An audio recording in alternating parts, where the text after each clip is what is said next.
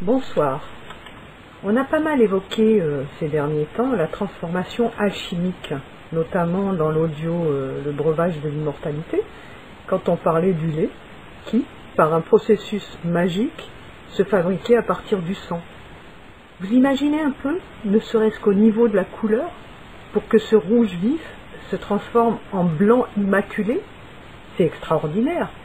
Et là, on ne parle que de la couleur. Il y a l'odeur, il y a tout un tas de choses qui se transforment. Pareil pour la transformation alchimique qu'il peut y avoir pour que d'une terre sombre, parfois malodorante, surtout si on y met du fumier, en sorte une belle rose d'une couleur et d'un parfum spécifique. On pourrait se demander, mais d'où sort cette couleur? D'où sort ce parfum? Quelle merveille en soi! On a tendance à oublier le miracle de la vie. Tout nous semble d'une telle évidence. Dante dirait sans doute que tout cela est possible grâce à l'amour, cette force, cette puissance. Tout est possible grâce à Dieu. On pourrait se poser la question alors que si telles métamorphoses sont possibles, il doit être aussi possible de transformer nos états intérieurs entre guillemets négatifs en état intérieur positif. Alors là, je vois le spectre New Age, encore lui, planer, s'empresser de dire oui, en dodelinant vivement la tête, oui, c'est possible, il faut positiver, et tout ira bien.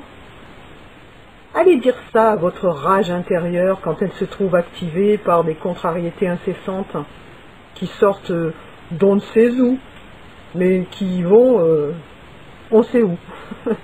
La perte de contrôle. Une pensée à Saint-Paul. Et pourtant, si de la mouise peut sortir une belle fleur, de ces états intérieurs négatifs peuvent jaillir de belles choses. C'est logique. Alors le positiver New Age, ça ne veut pas dire grand-chose, en fait, parce que ça manque d'authenticité. Peace and Love, Hare Krishna, quand tout le monde a la tête pétée ou pour faire plaisir à un gourou, c'est pas très solide tout ça. Parce qu'à la moindre faille, faites vos jeux, rien ne va plus, hein. Et rien ne va vraiment plus. Le sourire béat des pseudo-illuminés se transforme vite en mine des mauvais jours.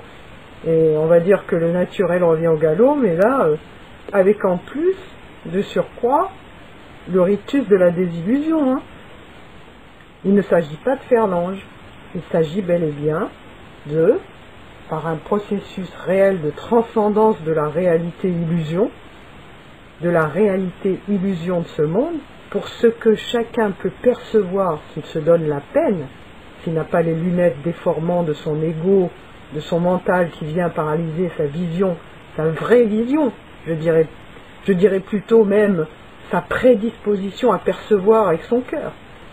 Cet amour, cette grâce qui nous entoure, nous anime, nous porte, nous berce même, et il n'y a rien d'abstrait là-dedans, c'est juste la perception de la présence divine en fait. Si chacun se donne la peine, eh bien tout le monde peut avoir cette perception de la présence divine qui surpasse toute considération. La colère, la contrariété, le sentiment négatif, le penchant naturel de l'homme, la loi de la pesanteur, tout cela se retrouve neutralisé. Ce fut comme un orage qui est passé, comme un tonnerre qui a grondé, comme un éclair qui s'est emparé du ciel, de nous-mêmes. Mais c'est un ciel dégagé qui l'a suivi, un ciel sans nuages, épuré, nettoyé, purifié, embelli, On n'y est pour rien. On a juste été le terrain où s'est jouée la bataille. C'est seulement parce que l'on a peut-être juste à un moment donné laissé un seul petit rayon de lumière pénétrer, car, comme le disait si bien Jean-Paul Régembal, ce prêtre catholique, il suffit d'un seul rayon de lumière pour chasser la noirceur de l'obscurité. C'est dire la puissance de la lumière sur les ténèbres.